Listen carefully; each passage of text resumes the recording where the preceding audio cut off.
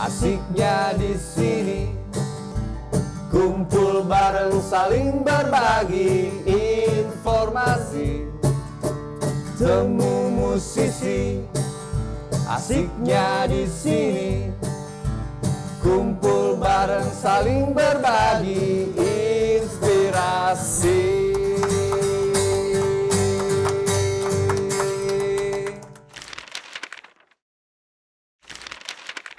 Halo sobat musik, apa kabar? Gimana nih kabarnya di hari ini? Di sini gue Iwak, gue bakalan nemenin kalian selama beberapa menit ke depan dalam acara perdana kami yaitu Temu Musisi. Temui sisi dari musisi. Kita bakalan ngebahas tentang musik. Ngomong-ngomong soal musik nih ya, kalian pada tahu nggak sih genre musik alternatif itu apa? Nah, kali ini kita kedatangan bintang tamu yang gue denger nih, karya-karya yang dia ciptain, aliran musiknya alternatif. Jadi pas banget nih buat sobat musik yang mau tahu tentang aliran musik alternatif. Kayaknya lebih enak kita bahas langsung deh bareng bintang tamu kita ini.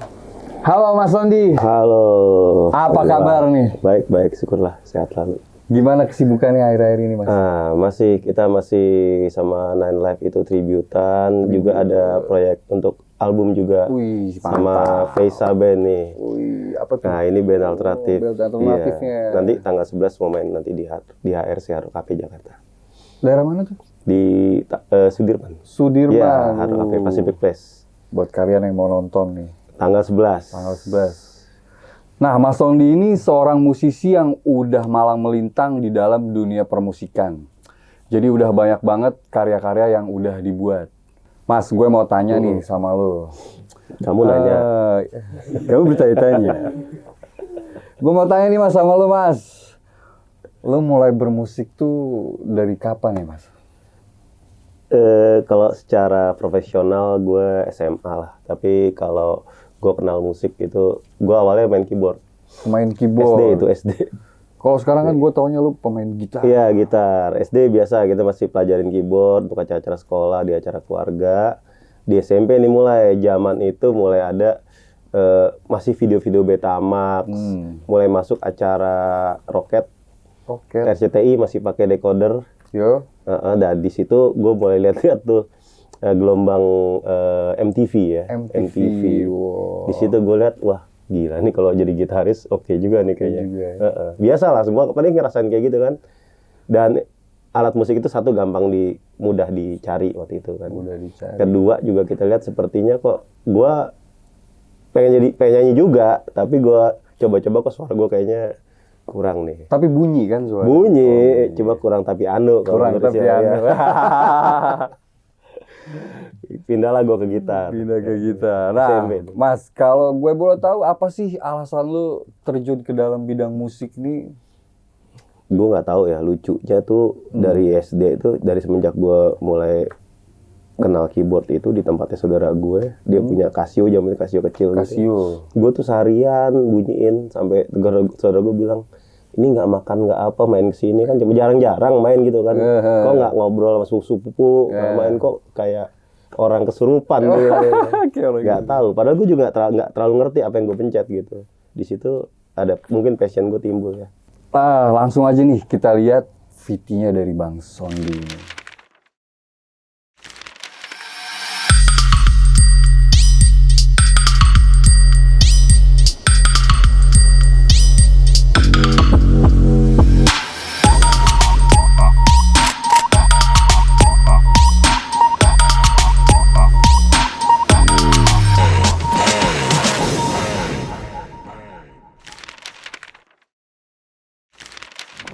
Wah gila keren banget kan.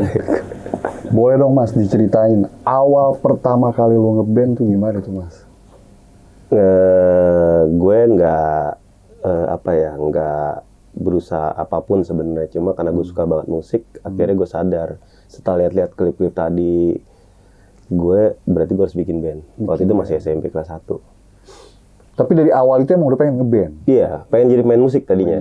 Musik. Entah itu gue gitaran sendiri, entah apa, gue belum kepikiran apapun, cuma gue suka aja. Gitu musik. Di SMP itulah gue mulai kumpulin teman-teman, cari gigs yang tentu saya susah zaman itu kan. Kalau zaman sekarang kan banyak ya, banyak, talent anak-anak udah ngeband. betul. Zaman itu enggak gitu, kayaknya tuh wah nih mau ngapain nih ya, kita misalnya ada acara 17-an lah katakanlah gitu kan, juga kan biasanya dikuasain sama orang-orang yang udah dewasa gitu, acara-acara akamsi setempat iya gitu. Dan gue juga waktu itu baru pindahan lagi kan, belum begitu lama gue pindah ke daerah situ. Akhirnya gimana caranya gue bikin band sama teman-teman SMP gue. Latihannya jauh pula, zaman itu studio susah dicari kan. Jadi kira-kira kalau kita tinggal di Jakarta, latihannya di kota lain, di Depok sih bukan. di Depok. Terus kalau zaman dulu tuh harga studio berapa tuh Mas? Zaman gue masih 3.000. 3.000 itu per jam? Ya. Wow. 3.000 Ya itu per grade jam. yang waktu itu gue seadanya lah, yang paling dekat. Dan zaman itu kayak misalnya pedalnya pakai bola tenis, mungkin karena pedal isinya udah rusak. Bola tenis? Iya. Senar juga masih piramid ya. Wah, bukan gitu lah. senar. Nah, Ernie Ball belum kenal gue, belum belum kenal. Si piramid kayak gitu. Jadi kita juga datang nggak pakai alat, kita ikut alat yang ada di situ aja.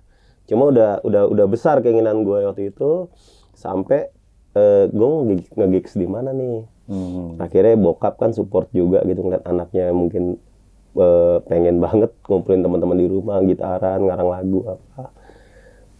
Ada tetangga, anaknya mau sunatan, gitu. Jadi bokap tadinya rencananya nggak ada acara band, ya kan. Bokap sampai ya udah ntar anak lu sunatan, lu pakai acara band deh, alat yang gue yang cariin gitu. Anak gue yang main gitu. Keren. Wah, berarti Mas Sondy ini udah berpengalaman banget ya di bidang musik. Coba sekarang boleh nggak nih Mas, gue mau sedikit tantang lo buat mainin salah satu musik bisa. lah gitu. Bisa ya? Dibantuin ya? Sendiri aja. Oh, sendiri lo. Bisa kan Mas? Oke, coba kita lihat nih.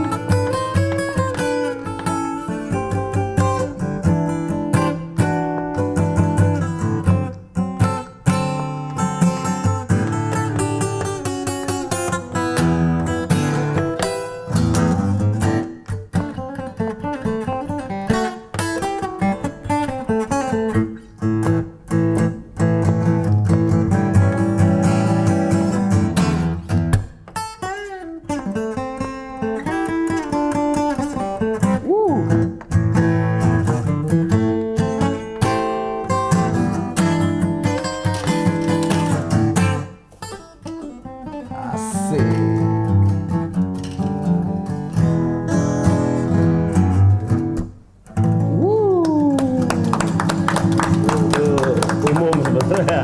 Blues.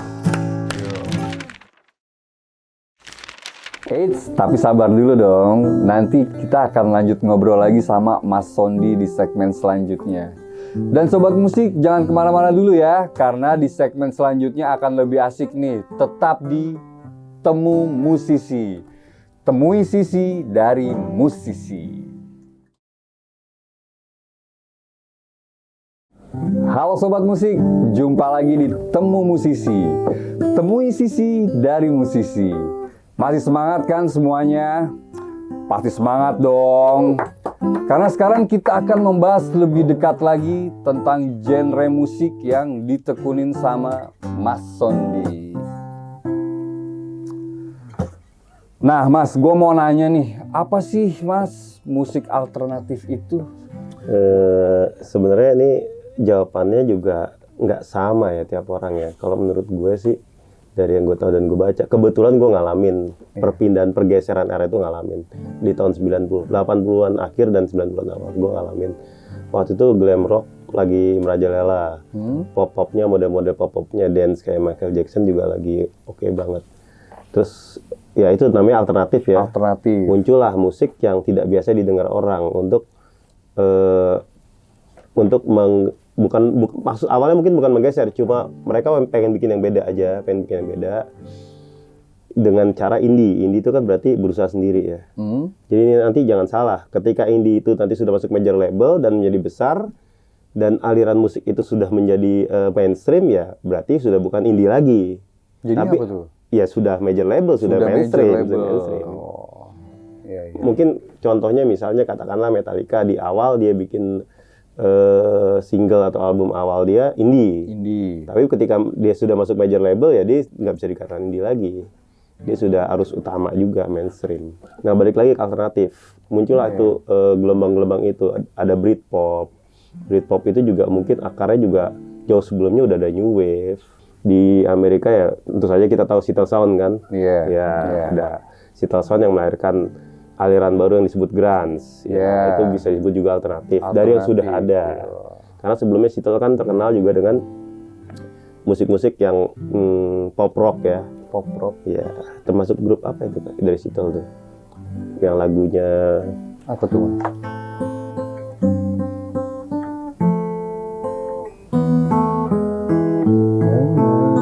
Nah, itu kan di Seattle sebelumnya, tapi itu kan pop rock ya. Iya.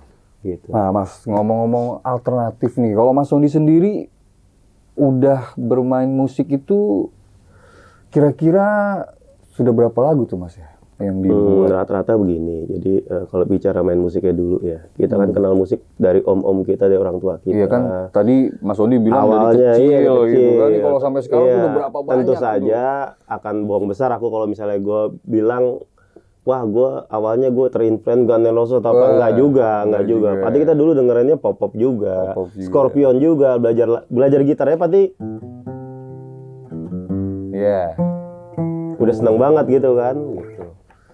Buat terakhir nih Mas, ada nggak pesan atau motivasi dari Mas Sondi untuk sobat-sobat musik yang pengen memulai karirnya di dunia musik?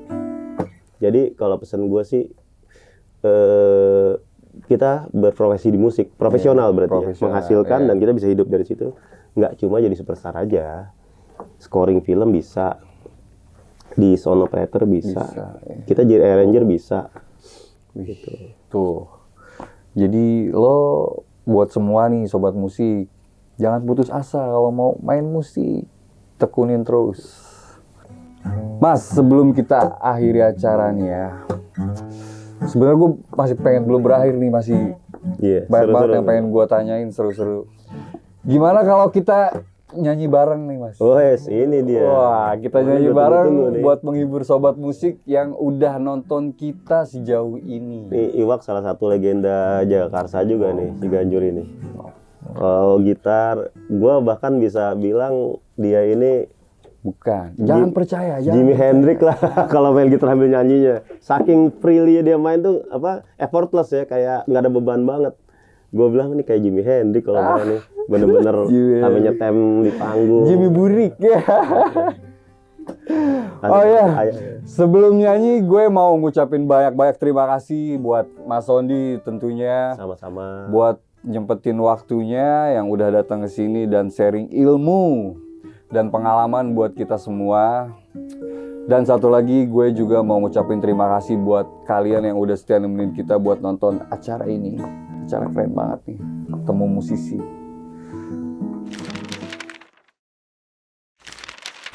Ayam dekat kampus.